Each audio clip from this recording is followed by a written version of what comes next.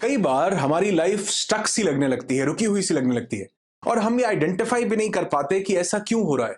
जैसे कई बार हमारा फोन बहुत ज्यादा हैंग होने लगता है, भर जाता है, कॉल्स भी ड्रॉप होने लगती हैं। तो हम क्या करते हैं, उसमें से कुछ जरूरी डेटा सेव करने के बाद हम उस फोन को फैक्ट्री रीसेट कर देते हैं। कैसा हो अगर हमारी लाइफ में भी कोई फैक्ट्री रीसेट का बटन हो कि जब ये मैसिव चेंज की रिक्वायरमेंट हो तो हम अपनी लाइफ के कुछ कमाए हुए एक्सपीरियंसेस, कुछ विजडम, कुछ अच्छी चीजों को सेव करने के बाद अपनी लाइफ को रीसेट कर सकें, जो हमारी लाइफ में बहुत सारे पॉजिटिव चेंजेस लेकर के आए। और यही रीसेट आज आपको देने के लिए, क्योंकि इस रीसेट को करने के लिए किसी न्यू ईयर की जरूरत नहीं है। आप इसको कहीं भी, कभी भी, किसी भी सिचुएशन में रीसेट कर सकते हैं, कुछ सिंपल 3-4 चीजों को यूज करके। मेरा नाम अनुराग ऋषि है। I am a transformational speaker and a human potential trainer. और आज मैं आपकी लाइफ का ये फैक्ट्री रीसेट बटन ऑन करवाने वाला हूं, ताकि आने वाले साल में आप अपनी लाइफ में कुछ बेहतरीन, कुछ प्रोडक्टिव, कुछ मैसिव अचीव कर सकें। तो अगर आप अपनी लाइफ का रीसेट बटन प्रेस करना चाहते हैं तो उसके लिए जो सबसे पहला काम करना होगा वो है do some introspection. I love this word introspection. It comes from a Latin word called introspeceria, which means look inside. अपने अंदर झांक करके देखो। इंट्रोस्पेक्शन का मतलब है self analysis, self examination, self searching. कहते हैं knowing others is intelligence, but knowing yourself is true wisdom. Mastering others is strength, but mastering yourself is true power. You need to conquer yourself. You need to master yourself. बल्कि सही मायने में कहूं तो सबसे पहले you need to know yourself. और आप अपने आप को कैसे जानते हैं? जब आप अंदर उतरते हैं। अब ये प्रोसेस होता कैसे है? सबसे पहले इंट्रोस्पेक्शन के लिए, अपने आप से बातचीत करने के लिए आपको एक क्वाइट स्पेस चाहिए, एक ऐसी जगह जहां पर आप रोज सेम टाइम, सेम ही जगह पर बैठ सकें, अपने आप से बात कर सकें, लेट सकें, किसी भी मोड में। अगर आप ज्यादा ट्रेवल ना करते हो तो कोशिश करें एक सेम ही जगह हो। अगर सेम जगह पर पॉसिबल ना हो तो टाइम को सेम रखें। अब ऐसे कुछ बिना शोर वाली जगह पर आप आंखें बंद करके अपने साथ बैठिए और अपने अंदर झांकने की कोशिश कीजिए। दूसरा काम जो आपको करना है, आपने अपने आप से डीप डीप ओपन एंडेड सवाल पूछने हैं। जैसे सबसे पहले आप अपने आप से पूछ सकते हैं कि why I am on this planet earth, what is my deepest passion, what sets my soul on fire. क्या क्या अगर मेरे पास अनलिमिटेड पैसा हो तो कौन सा वो काम है जो मैं अपनी जिंदगी में करना चाहूंगा। इस तरह के डीप ओपन एंडेड क्वेश्चंस अपने आप से पूछने हैं। अब क्या ये क्वेश्चंस पूछने पर आपको अंदर से जवाब मिलने लगेगा?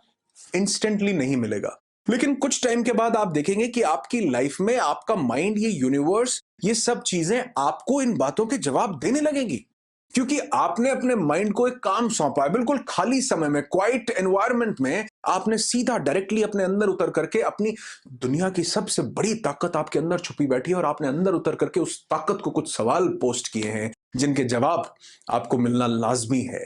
और जब ये सवाल आप पूछते हैं उसके बाद आपने जज नहीं करना किसी भी चीज को। और ये काम आप अपने डेली रूटीन में भी कर सकते हैं। किसी भी चीज को जज नहीं करें। जो आपने सवाल पूछे उनको जज नहीं करें कि सवाल अच्छे हैं, बुरे हैं, क्या होगा या नहीं होगा, अच्छा होगा, बुरा होगा। रोज सेम क्वेश्चन पूछ सकते हैं, रोज डिफरेंट क्वेश्चंस पूछ सकते हैं अपने आप से डीप विद इन। वो जो दुनिया की सबसे बड़ी ताकत आपके अंदर कहीं छुपी बैठी है, जो हर चीज का जवाब आपको दे सकती है। अरे आप अपने सबसे बड़े काउंसलर आप ही हो, अपने सबसे बड़े फ्रेंड, फिलोसोफर, गाइड आप खुद ही हो। जरूरत है तो उससे कनेक्ट करने की। एक क्वाइट स्पेस में अपने आप से डीप क्वेश्चंस पूछिए। और तीसरा, किसी भी जजमेंट को अपने माइंड में जगह मत दीजिए। क्या होगा, कैसा होगा, अच्छा किया, बुरा किया, सवाल अच्छे पूछे, बुरे पूछे, कैसे जवाब आएंगे, बिल्कुल भी नहीं। बस क्वेश्चंस अपने माइंड को दे दो, क्योंकि आपका दिमाग विचारों से भरा हुआ एक स्पेस है और आपको जिंदगी में उड़ने के लिए एक खाली आकाश चाहिए है। जिंदगी को रीसेट करना पड़ेगा, अपने आप से नए सवाल पूछने पड़ेंगे, क्योंकि तब आपका दिमाग कुछ नए जवाब आपके लिए खोज कर लाएगा, जो आपकी जिंदगी में आपको एक मीनिंगफुल लाइफ की तरफ लेकर के जाएंगे। दूसरी चीज जो आपकी लाइफ के रीसेट बटन को प्रेस कर देती है, यह है री एग्जामिन योर गोल्स।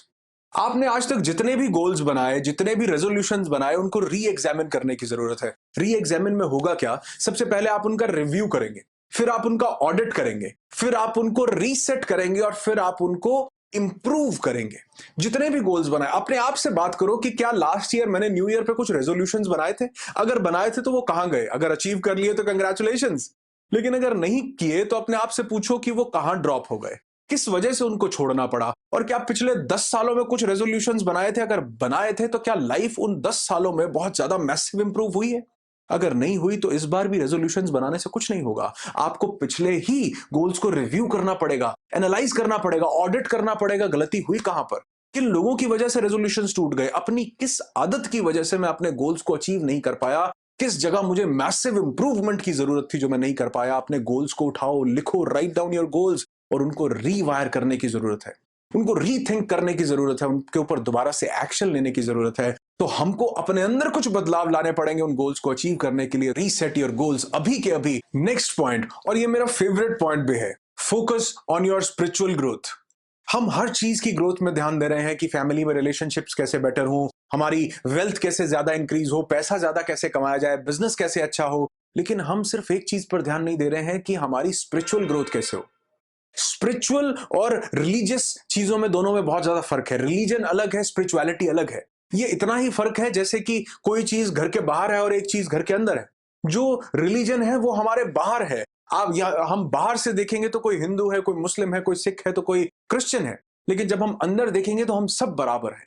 हम सब में वही एक एनर्जी, वही एक सोल। नाना पाटेकर का यहाँ वो डायलॉग याद आता है, वो जब ब्लड निकाल करके कहता है, बता हिंदू का खून कौन सा है और मुस्लिम का खून कौन सा है। इन मासूमों को हिंदू और मुसलमान के बारे में किसने बताया? तूने। इन मासूमों के दिल में इस बचपन से तू दुश्मनी का बीज बो रहा है। इधर आ, असलियत जानना चाहता है ना? इधर आ, असलियत बताता हूं तुझे।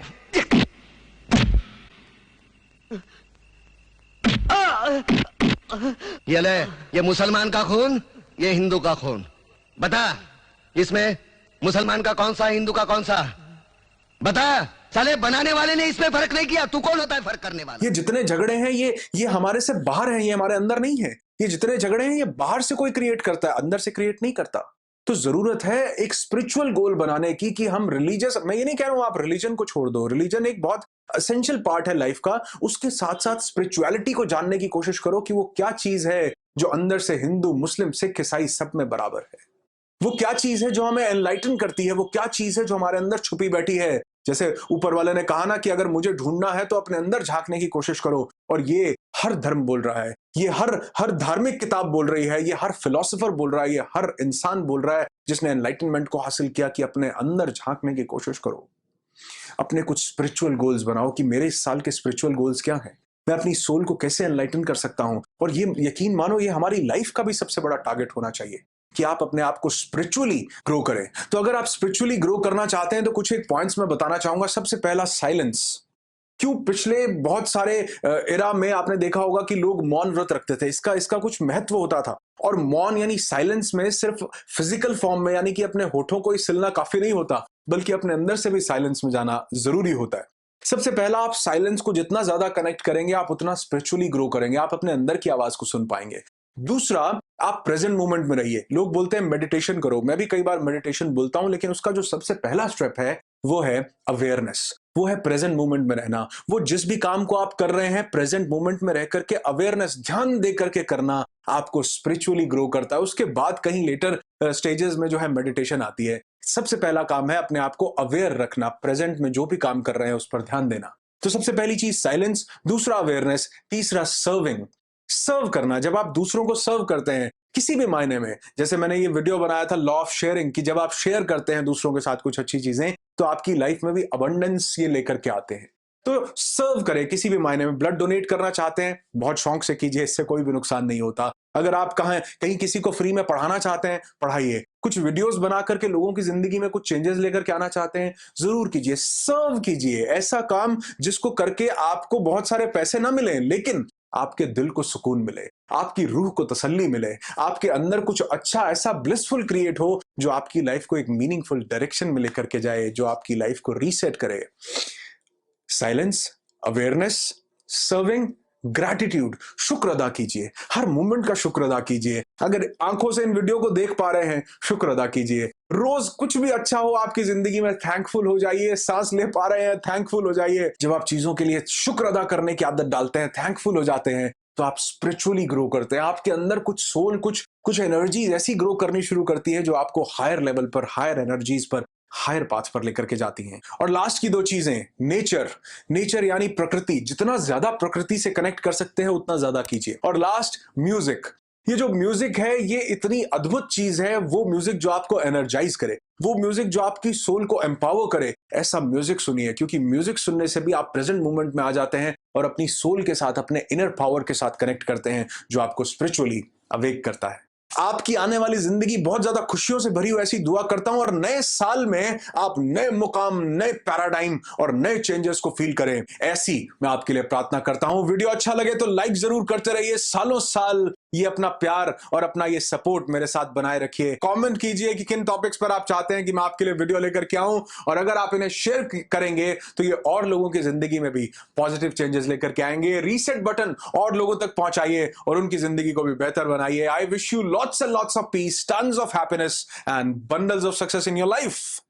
Be happy, be alive.